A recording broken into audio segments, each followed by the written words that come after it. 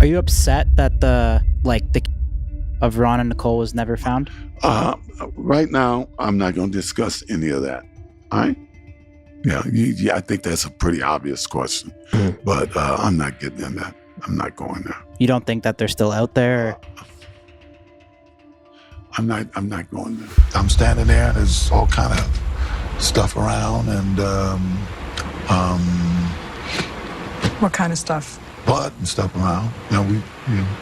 I hate to say this, but this is hypothetical. I'm sorry. Right. I know we got to back up again. Y'all, the OJ Simpson saga just got even wilder. The feds are out here claiming they've got their hands on a confession tape, and if that doesn't make your jaw drop, I don't know what will. We're talking about one of the most infamous cases in history, the drama that had the world glued to their screens back in the 90s. And now, after all these years, this so-called confession might just blow the whole thing wide open. So here we are talking about the infamous OJ Simpson case. It's one of the wildest, most talked about trials ever. OJ, a former NFL star and actor, was accused of taking the lives of his ex-wife Nicole Brown Simpson and her friend Ron Goldman back in 1994. They were found outside Nicole's crib in LA. The trial ran for 8 months, from January to October 1995, and the drama was unmatched. Here's the crazy part. The prosecutors thought they had this locked down. They had all this forensic evidence pointing at OJ, but guess what? He walked free on October 3rd, 1995. The jury wasn't buying it. A big part of the defense's strategy was calling out the LAPD, which already had a bad rep with the black community after the Rodney King beatdown and the riots a couple of years earlier. The defense leaned into that tension hard, and it worked. This trial wasn't just big, it was huge. Like trial of the century, huge. The whole world was watching. When OJ didn't turn himself in after being charged with it led to that famous car chase in the white Bronco. Now, OJ had some serious heavyweights on his defense squad, aka the Dream Team. Names like Johnny Cochran, Robert Kardashian, F. Lee Bailey, and Alan Dershowitz were all in the mix. They didn't just poke holes in the DNA evidence. They flipped the script, claiming the LAPD mishandled the case and was straight up racist. Back then, DNA evidence was still new, so jurors didn't really know how to handle it. When the verdict dropped, not guilty, the reactions were split. Hard. Black folks saw it as justice, while a lot of white people thought the jury let OJ off because of race. The divide was real. This case is still one of the most controversial moments in pop culture and criminal justice history, and even now, people are still debating what really went down. So back in the day, Nicole Brown met OJ Simpson in 1977 when she was just 18, working as a waitress at this fancy Beverly Hills spot called the Daisy. OJ was already in his 30s and married, but that didn't stop them from linking up. Eventually, he divorced his first wife, and by 1985, he and Nicole tied the knot. They had 2 kids together, Sydney and Justin, and on the outside, it looked like a picture-perfect family, but behind the scenes, it was nothing short of chaos. Nicole had to sign this prenup that said she couldn't work during their marriage, and things only got darker from there. Reports and letters from Nicole later revealed that their relationship was toxic to the core. She claimed OJ had been abused in every way imaginable, even breaking her arm during one fight. Nicole said she'd lied to doctors about her injuries to protect him because, at the end of the day, she depended on him financially. Out of 62 alleged incidents of abuse, the cops only got called 8 times, and OJ was arrested once. She finally filed for divorce in 1992, but even after that, things didn't calm down. Nicole said OJ stalked her and her after the divorce, threatening her life and trying to scare her into getting back with him. He was reportedly spying on her with her new man and even told her he'd take her out if he caught her with someone else. Sis was so scared she started drafting a will and even called a women's shelter just days before the because she didn't feel safe anymore. Now, let's talk about the frogmen connection. A few months before everything went down, OJ had filmed a TV pilot for this action series called Frogmen, where he played a character named Bullfrog Burke. The dude was a former Navy SEAL skilled in, you guessed it, silent and throat techniques. In fact, OJ even did military training for the role and had a scene where he held a to someone's throat. When investigators were searching his house, they found a tape of this show and played it right there in his living room. The defense tried to block it from being used in court, but the judge allowed it. Like the parallels between the role and what he was accused of, it's giving life imitating art. And that's why this case has had people talking for decades. But what happened in real life was not a movie. Let's get into the deets of the OJ's life-defining event. On the night of June 12th, 1994, Nicole and OJ both showed up at their daughter Sydney's dance recital. After that, Nicole and her family grabbed a bite at Mezzaluna, a local spot. One of the waiters there was Ron Goldman, who had recently become close with Nicole, though he wasn't assigned to her family's table that night. After dinner, Nicole and her kids stopped by Ben & Jerry's before heading back to her condo on Bundy Drive in Brentwood. The manager of Mezzaluna later said Nicole's mom called the restaurant around 9:37 p.m. about a pair of lost eyeglasses. The manager found them and put them in an envelope, which Ron took with him as he wrapped up his shift at 9:50 p.m. His plan was to drop them off at Nicole's place. Meanwhile, OJ was chilling with with Cato Kalin, a part-time actor and friend of the family, at Simpson's guest house. They were kicking back with some McDonald's takeout. There were rumors that OJ might have been using some stuff at the time, with reports hinting they might have hit up a Burger King and linked up with a plug called JR, who sold them some glass. Blood tests later cleared OJ, though the speculation was still out there. Around 10:15 p.m., Brown's neighbors started hearing intense barking coming from outside. By 10:55 p.m., a dog walker a few blocks away spotted Nicole's Akita dog barking in the street. The dog's legs were covered in blood, and it followed the man back to his home. They tried to return the dog to its spot, but it was resistant. Eventually, they left the dog with neighbors for the night. Around midnight, as they walked back toward the area where they found the dog, they saw Nicole's body outside her house. Police were called, and they discovered Ron's body not too far from hers. When the cops got to the scene, they found Nicole's body outside her front door. There wasn't any sign that anyone had broken in, so they concluded that she was likely the target from the start. She was lying face down at the bottom of the stairs, barefoot, with blood leading toward her body. The evidence showed that she had been multiple times in the head and neck. Ron's body was nearby by a tree and a fence. Like Nicole, he'd been stabbed multiple times. The coroner's report suggested that the assailant had choked Ron while detectives pieced it together. Ron had likely come by during the whole thing, and the had taken him out to eliminate a witness. A trail of prints led away from the back gate. Some of the prints had drops of blood beside them, indicating the was injured, most likely from a cut on his left hand. The prints showed the assailant walking rather than running away from the scene, suggesting deliberate and calm movement rather than panic. On the night of June 12th, OJ was supposed to catch a flight from LAX to Chicago. He had plans to play golf the next day at a convention. His flight was set to leave at 11:45 p.m., so limousine driver Alan showed up at his Rockingham estate a bit early, around 10:25 p.m. to pick him up. Alan drove around the estate to make sure he knew how to navigate the area in his stretch limo and to find the best spot for access. Around 10:40 p.m., he started buzzing OJ's intercom but got no response. While waiting, Alan noticed the house was dark and no one seemed to be home. Then he saw what he described as a shadowy African-American figure, the same size as OJ, come into view as he approached the driveway. The lights came on soon after, but he couldn't figure out which direction the figure had come from. Alan later noted that OJ's Ford Bronco was found the next morning parked near his house number on the curb. This detail suggested that Alan probably would have noticed the car if it had been there when he first arrived. Around the same time, Cato was on the phone with a friend when he heard 3 loud thumps hitting the side of the guest house where he was staying. At first, Cato thought it might have been an earthquake. After hanging up, he went outside to check, but didn't go toward the dark pathway where the noises came from. Instead, he went to the front of the property and saw the limo parked out front. Cato let it in, and a few minutes later, OJ came out, admitting that he had overslept. Both Alan and Cato later said that OJ seemed pretty agitated that night. On the way to the airport, Alan said that OJ was complaining about how hot it was, even though it wasn't really a warm night. He was sweating and rolled the window down during the drive. Alan also mentioned that he loaded 4 bags into the limo, but one of them, a knapsack, OJ insisted on handling himself. A porter at the airport later said OJ only checked 3 bags,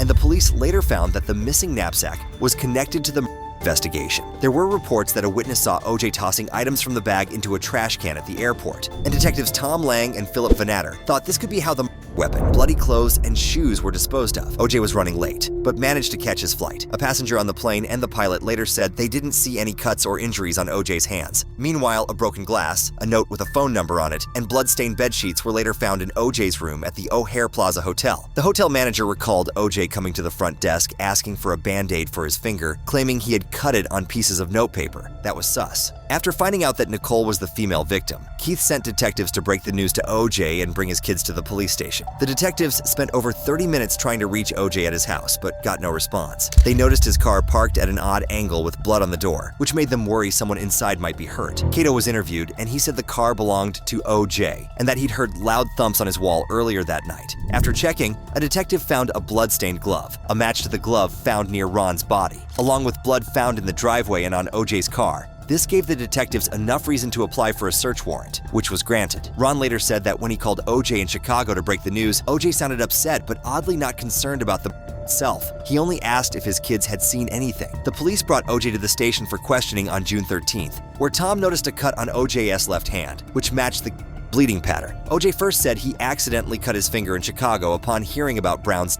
When informed about the blood in his car, he admitted he cut his finger on June 12th but couldn't recall how. He gave a sample of his blood for comparison before being released. On June 14th, OJ hired Robert Shapiro, who began building OJ's defense team. Shapiro noted OJ was struggling mentally and had started treatment for depression. DNA tests confirmed matches to OJ, but the district attorney delayed filing charges until all results were in. By June 17th, detectives recommended that OJ face 2 counts of first-degree and an arrest warrant was issued. The LAPD informed Shapiro that OJ would need to surrender that day. At 9:30 a.m., Shapiro went to Robert Kardashian's house to let OJ know he'd need to turn himself in by 11 a.m. OJ agreed to surrender voluntarily, but by noon he hadn't shown up. Police delayed his arrest to give him time to see a mental health specialist, as he was showing signs of suicidal depression. He had written 3 sealed letters, one to his kids, one to his mother, and one to the public. By 1:50 p.m., OJ and Al had disappeared and OJ was declared a fugitive. His letters raised suspicions of a suicide attempt. In the public letter, OJ denied having anything to do with Nicole's,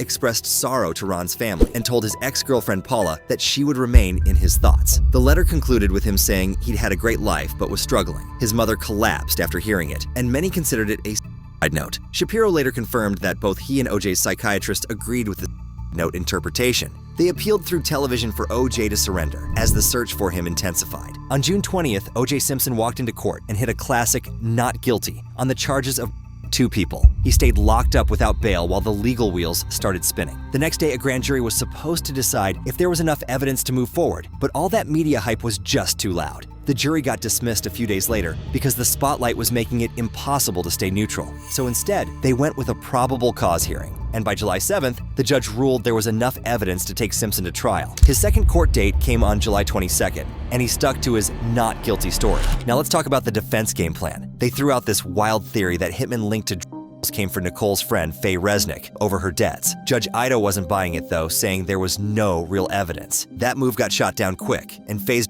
troubles never made it into the trial. Then came the neighbor drama. Rose Lopez, a housekeeper, claimed she saw Simpson's white Bronco parked outside his house the night of Sounds like a rap, right? Not so fast. Under cross-examination, Lopez admitted she wasn't sure about the timing of what she saw. That opened up a whole can of worms. A second housekeeper, Sylvia Guerra, came out saying Lopez had lied under pressure and that both women were paid $5,000 to switch up their stories. But let's zoom out to the real show, the media circus. This trial wasn't just a trial. It became the event. The media coverage was insane, losing $40 billion in productivity because everyone was glued to their screens. Marcia Clark, one of the lead prosecutors, even said in 2010 how people would stop her on the street to talk about the drama and compliment her ever-changing hairstyles, which became a full-on trend during the trial. Then you had Judge Ito's big move, letting cameras into the courtroom. It was a bold decision that opened the door to non-stop media chaos. Critics said the spotlight was too bright and may have swayed key players in the case. And the media? Oh, they took it to the next level. Time magazine dropped a cover story called An American Tragedy with a darker version of Simpson's photo. The backlash was immediate, with accusations of racial undertones sparking even more debate and turning the trial into a full-blown media scandal. This whole thing was the wildest blend of courtroom drama,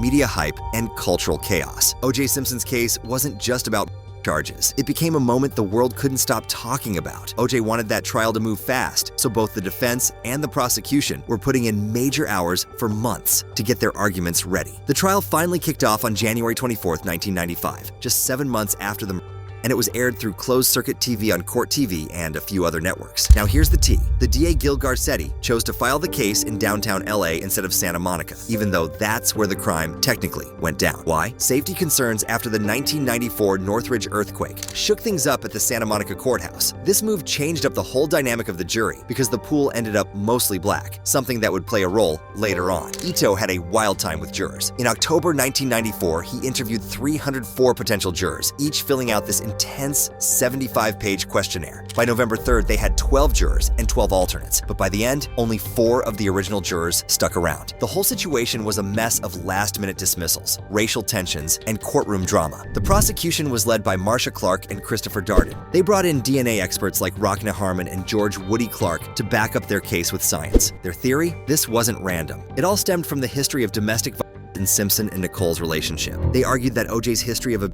behavior came into play on the night of the murders. Apparently, OJ was upset after his daughter's dance recital and angry at Nicole for wearing a dress he called tight. To add fuel to the fire, his then-girlfriend Paula broke up with him just after the recital. They theorized OJ drove over to her house that night, confronted her, and when things went south, took her life as an act of control. Ron got caught in the crossfire while trying to stop him, and OJ tried to cover his tracks by dumping evidence. When OJ Simpson was on trial, there were growing fears that race riots would hit Los Angeles and other parts of the country if he was found guilty. To prepare for the possibility, all LA police officers were placed on 12-hour shifts, and over 100 officers on horseback were stationed outside the Los Angeles County Courthouse on the day the verdict was announced, just in case tensions spilled over into violence. Even President Bill Clinton was briefed on the security measures in case rioting spread across the nation. On October 3, 1995 at 10:07 a.m., the jury found Simpson not guilty on both counts of.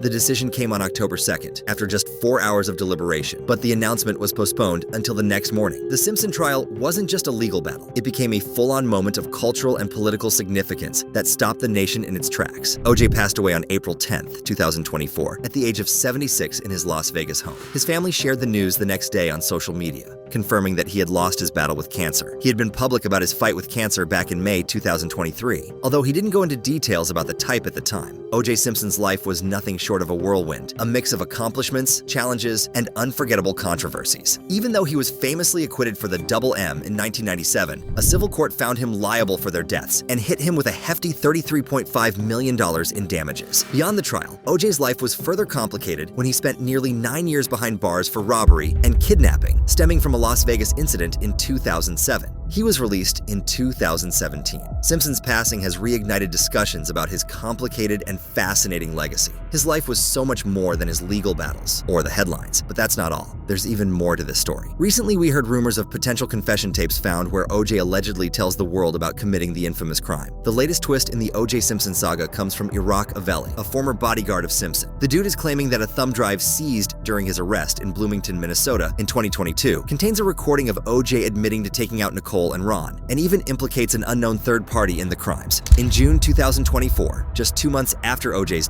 Bloomington police obtained a search warrant to review the thumb drive's contents. Despite the buzz, law enforcement officials have since stated that they found no evidence supporting Avelli's claim. According to these sources, the thumb drive only features Avelli talking to himself. No recordings of OJ making any kind of confession has surfaced. But contrary to what the bodyguard was telling us, the LAPD has come out to say they've never had possession of or listened to certain thumb drives connected to the investigation into OJ. According to a statement shared with TMZ, the City of Bloomington Police Department in Minnesota checked the drives and found nothing of evidentiary value. This suggests the LAPD has never actually looked into these drives themselves. Further updates from law enforcement claim there's been some speculation about a recording, allegedly a confession by OJ Simpson himself, but initial findings are mixed. Sources say that the thumb drives were accessed by Minnesota police, and it wasn't Simpson admitting to the crimes, but rather Iraq Avelli apparently talking to himself. According to TMZ, the investigation into these drives started when police seized a backpack belonging to Avelli as part of a separate investigation. That backpack contained thumb drives and other items, including live ammunition.